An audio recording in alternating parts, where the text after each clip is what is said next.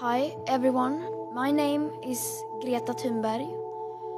I am a 16-year-old climate activist from Sweden. I am grateful for being with you here in the USA, a nation that to many is the country of dreams. I also have a dream. I have a dream that people in power, as well as the media, start treating this crisis like the existential emergency it is. So then I could go home to my sister Beata and my dogs, because I miss them. In fact, I have many dreams. But this is the year 2019. This is not the time and place for dreams. This is the time to wake up. This is the moment in history we need to be wide awake. And yet, wherever I go, I seem to be surrounded by fairy tales, business leaders, elected officials, all across the political spectrum, spending their time making up and telling bedtime stories that soothe us, that make us go back to sleep. These are feel-good stories about how we are going to fix everything and how wonderful everything is going to be when we have solved everything. But it is time to face the reality, the facts, the science.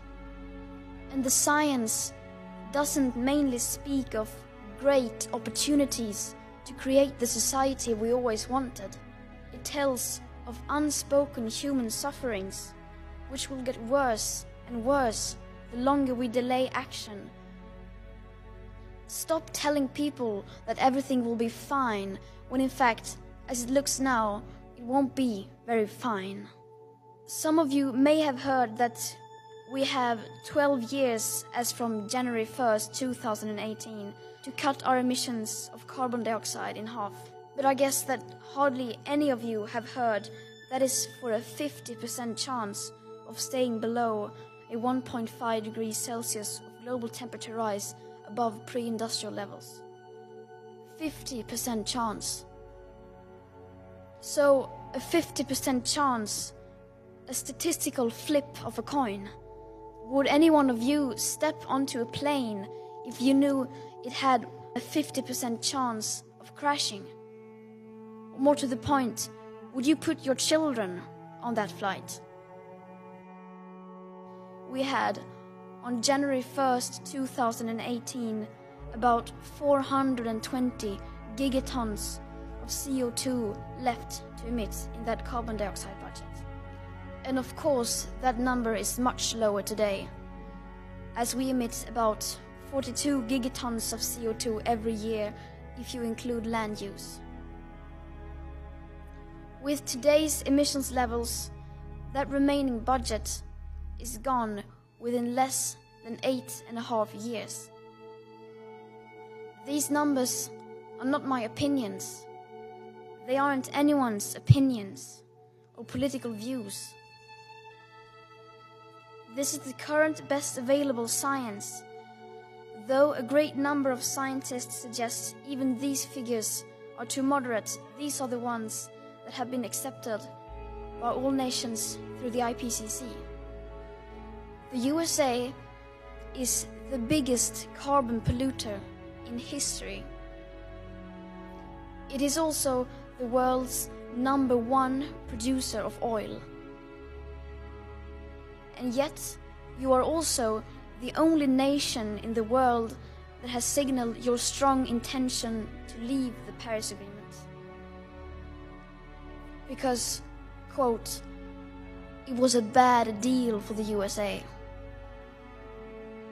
420 gigatons of carbon dioxide left to emit on January 1st, 2018. Now that figure is already down to less than 360 gigatons. These numbers are very uncomfortable. But people have the right to know. And the vast majority of us have no idea these numbers even exist. In fact, not even the journalists that I meet seem to know they exist. Not to mention the politicians.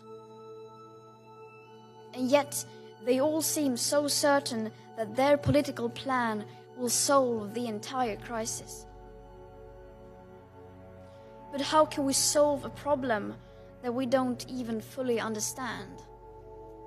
How can we leave out the full picture and the current best available science? I believe there's a huge danger in doing so. Our main enemy right now is not our political opponents. Our main enemy now is physics. And we cannot make deals with physics. Thank you.